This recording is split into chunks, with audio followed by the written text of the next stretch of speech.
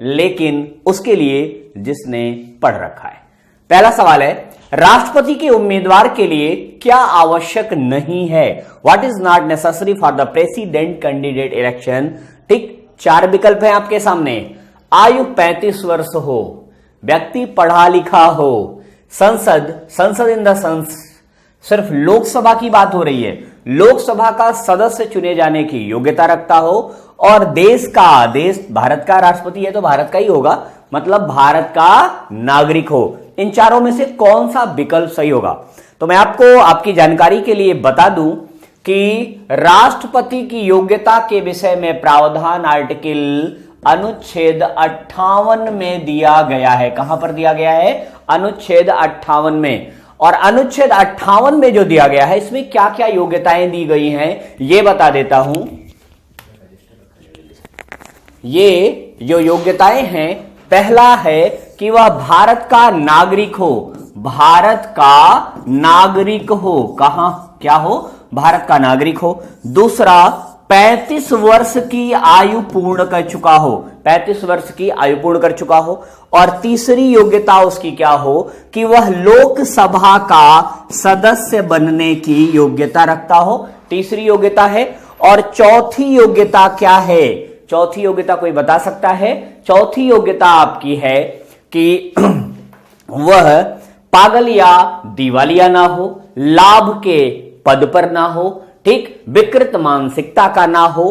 तो इन 3 योग्यताएं तो यहां आपको दी गई हैं।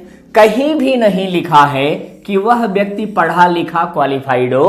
बिल्कुल अंगूठा टेक व्यक्ति भी भारत का राष्ट्रपति बन सकता है। तो आपका राइट आंसर होगा वह पढ़ा लिखा ना हो।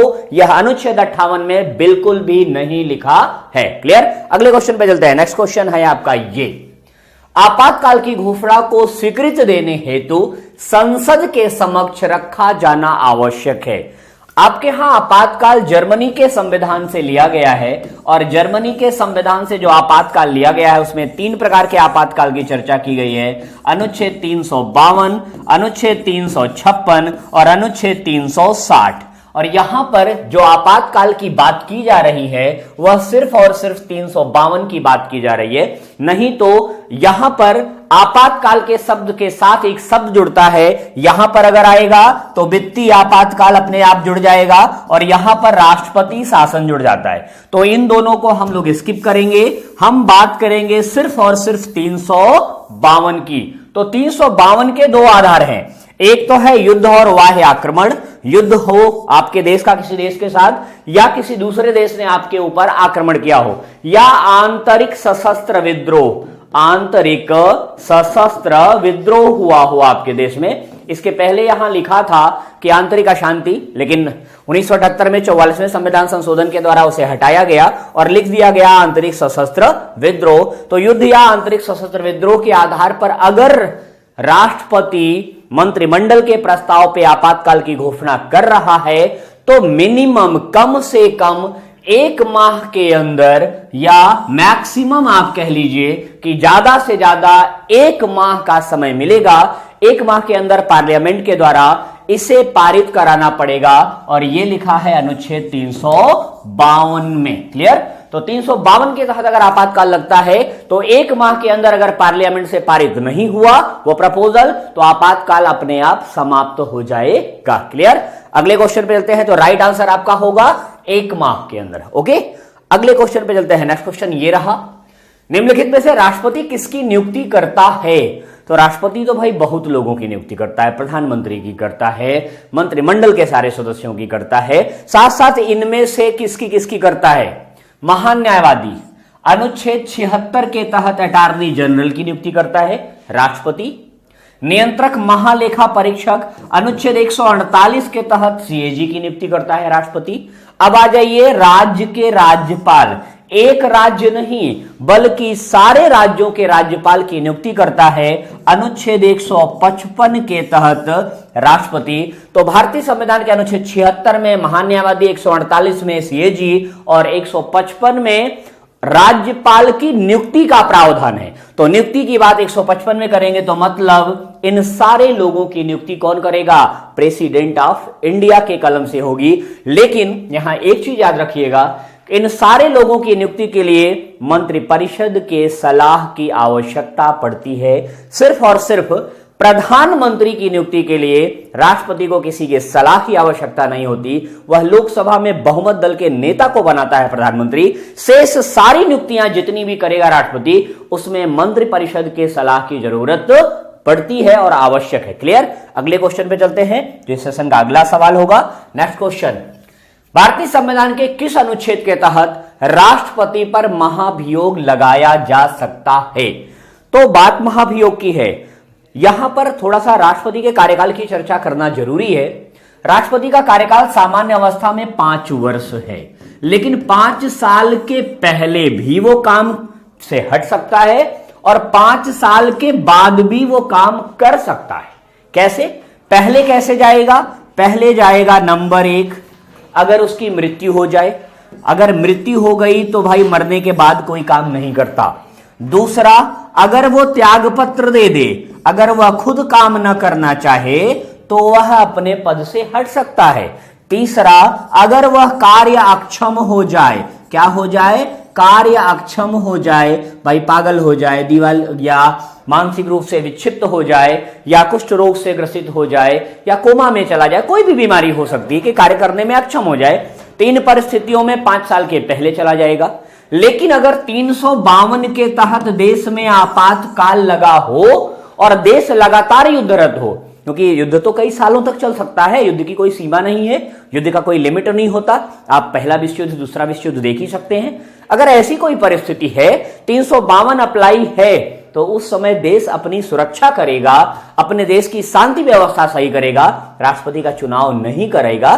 तो ऐसी परिस्थिति में राष्ट्रपति 5 साल के बाद भी कार्य कर सकता है और तब तक कार्य करेगा जब तक कि उसका उत्तराधिकारी पद ग्रहण करने के लिए ना आ जाए।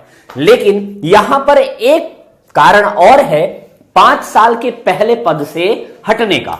वहां वो हटेगा नहीं, वहां वो हटाया जाएगा और वो प्रक्रिया है महाभियोग, जो अनुच्छेद 61 में बताई गई है। इसमें महाभियोग का प्रस्ताव जो है व्यवस्थित किया गया है। तो महाभियोग का प्रस्ताव संसद के किसी भी सदन में, संसद के किसी भी सदन में आ सकता है, किसी भी सदन में आ सकता है। मतलब चाहे लोकसभा में आए, चाहे राज्यसभा में आए, तो दोनों में से किसी भी सदन में प्रपोजल आ सकता है।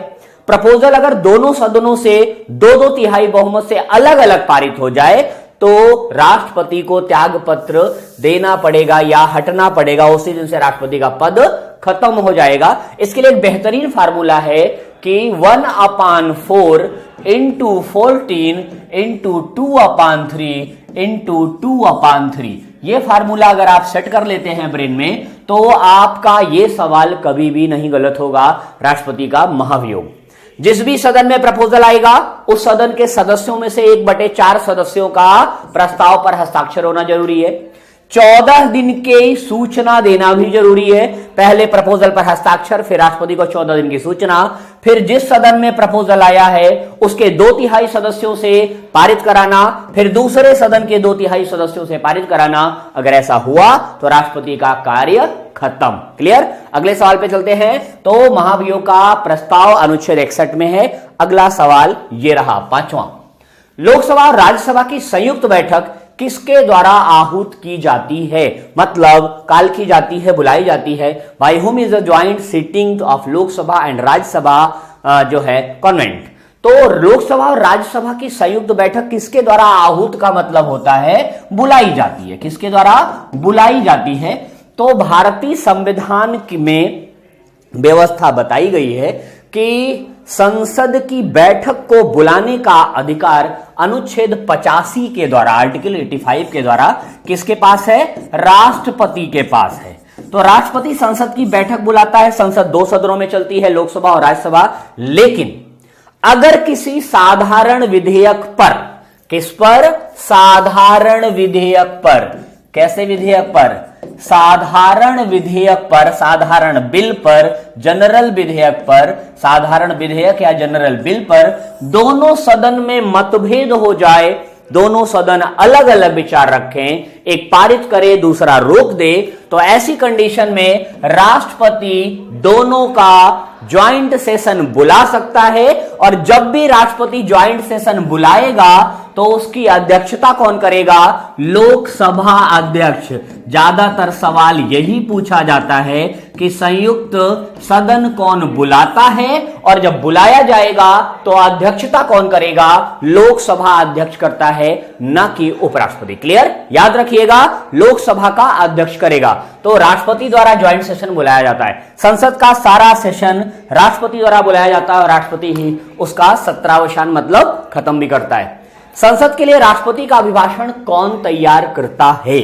ठीक, तो जो प्रेसिडेंट एड्रेस करता है पार्लियामेंट को, उस एड्रेस का जो स्पीच होती है वो कौन तैयार करेगा? तो बेसिकली मैं आपको बता दूं कि प्रेसिडेंट पार्लियामेंट को कब एड्रेस करता है, कब स्पीच करता है, उसमें तो 3 कंडीशन होती है। एक तो जब भी लोकसभा का चुनाव हो, लोकसभा के चुनाव के बाद जब सरकार बनती है तो जो पहली बैठक होती है, कौन सी? जो पहली बैठक होती है, इस पहली बैठक मतलब आम चुनाव के बाद लोकसभा की जो पहली बैठक होगी, उस पहली बैठक को राष्ट्रपति संबोधित करता है। क्लियर? तो यहां पर याद रहे कि लोकसभा की पहली बैठक जो है ये संबोधित करेगा, और उसके बाद दोबारा भी वो फिर बुलाता है, फिर संसद को संबोधित करता है। कब? हर वर्ष, प्रत्येक वर्ष संसद की 2 बैठकें कम से कम होती हैं, क्योंकि संसद की 2 बैठकों के मध्य अधिकतम 6 माह का अंतर हो सकता है, तो कम से कम 2 बैठकें जरूरी है। तो हर वर्ष की प्रथम बैठक, कौन सी? प्रथम बैठक को भी संबोधित करता है। और इस जब राष्ट्रपति अभिभाषण करता है संसद को, तो उस अभिभाषण में बताता क्या है? वो सरकार के प्रस्ताव, सरकार की नीतियों को बताता है।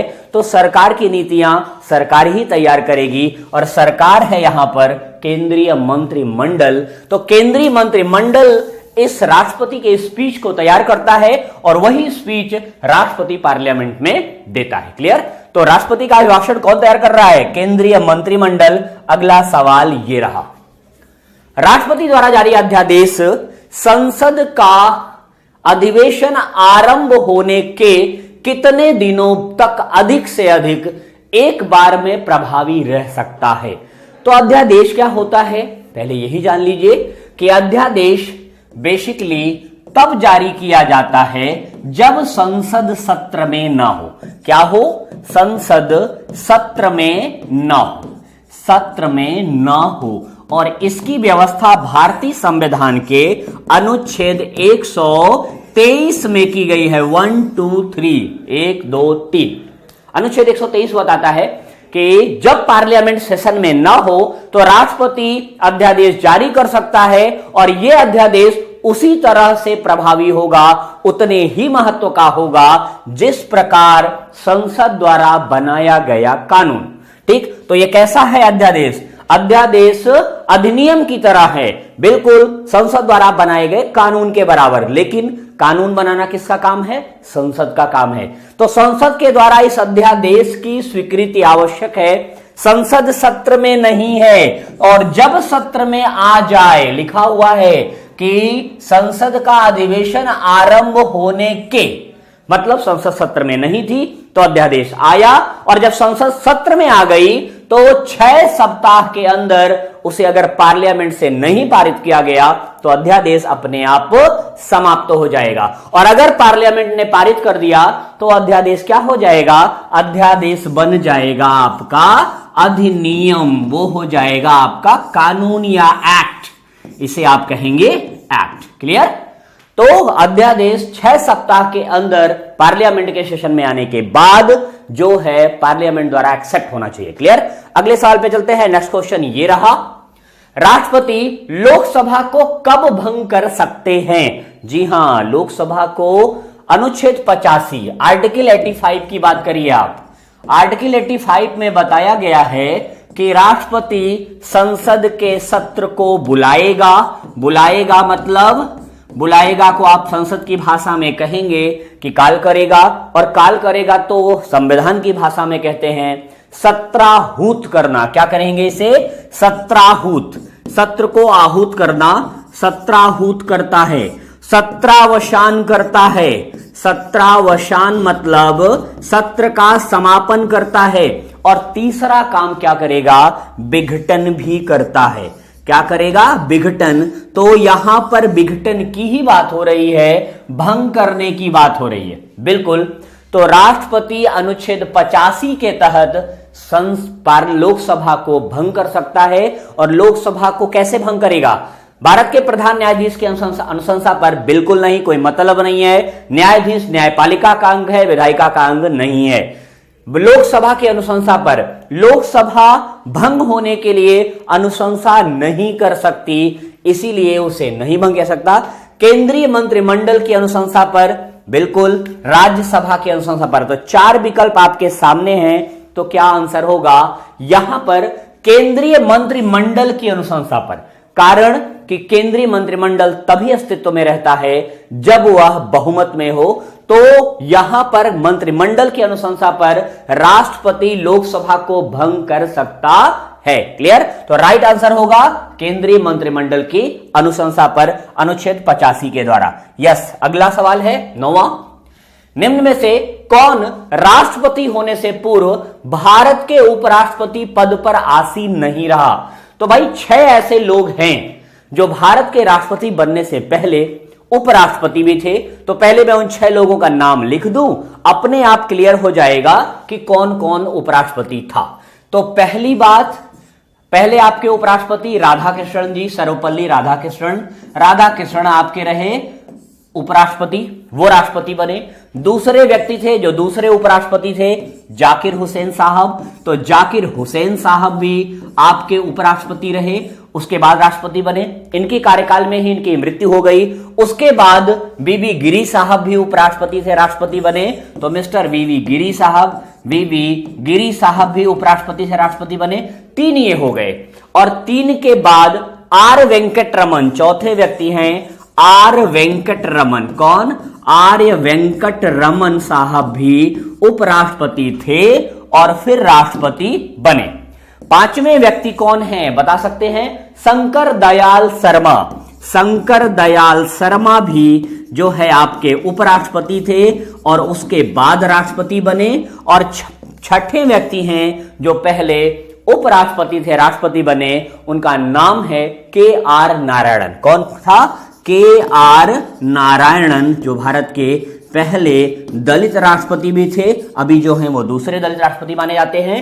ठीक। तो इन 6 नामों में आपको नीलम संजीव रेड्डी का नाम कहीं नहीं मिला। ये भारत के वो राष्ट्रपति रहे जो निर्विरोध चुने गए, एकमात्र निर्विरोध चुने जाने वाले राष्ट्रपति रहे। और इनका कार्यकाल कब से कब तक रहा? 1977 से 1982 तक। 1977 से 1982 तक ये भारत के राष्ट्रपति रहे। और भारत के सभी राष्ट्रपतियों में सबसे युवा राष्ट्रपति भी यही थे। क्लियर? तो ये रहे नीलम संजीव रेड्डी साहब, जो राष्ट्रपति जब बने तो उसके पहले उपराष्ट्रपति नहीं थे। अगला सवाल और भी खतरनाक। भारत के निम्नलिखित राष्ट्रपतियों में से कौन ट्रेड यूनियन आंदोलन से संबद्ध रहा? ऐसे राष्ट्रपति हैं वो जिनके अंदर इतनी विशेषताएं हैं, जिनके ऊपर इतने सवाल बनते हैं कि आप ये मानिए कि एग्जाम में अगर राष्ट्रपति से सवाल बन रहा है तो एक सवाल इनसे जरूर आता है। तो यहां पर बीबी गिरी साहब हैं जो भारत के पहले कार्यवाहक भी रहे। इनके बारे में कुछ बातें हैं जो जान लीजिए। ये भारत के पहले कार्यवाहक राष्ट्रपति रहे। पहले कार्यवाहक राष्ट्रपति रहे कब? जब जाकिर हुसैन की मृत्यु हुई तो उस समय ये उपराष्ट्रपति थे और कार्यवाहक राष्ट्रपति बने। उसके बाद इन्होंने त्यागपत्र दिया। त्यागपत्र दिया क्यों? क्योंकि इन्हें राष्ट्रपति पद का चुनाव लड़ना था। चुनाव लड़े और उसके बाद निर्वाचन कोटा प्रथम वरीयता के क्रमों में नहीं प्राप्त कर सके तो इन्हें द्वितीय वरीयता के मतों के द्वारा विजय मिली। तो द्वितीय वरीयता के मतों के द्वारा जीतने वाले भारत के एकमात्र राष्ट्रपति बीबी गिरी साहब हैं। और दूसरा सबसे बड़ा अंतर है कि आज तक के जितने चुनाव हुए उसमें सबसे कम मतों के अंतर से जीतने वाले भी राष्ट्रपति रहे। सबसे कम मतों के अंतर से विजय मिली इन्हें, अंतर से विजय मिली इन्हें। तो इन्हें कितने परसेंट मत मिले थे? क्योंकि वहां तो 50% +1 यही निर्वाचन कोटा है कि कुल वैध मतों का 1/2 +1। अगर सूत्र निकालें तो ये है कुल वैध मत, वैध निर्वाचन कोटा का फार्मूला है ये, कुल वैध मत बटे 2 +1, ये है यहां का फार्मूला।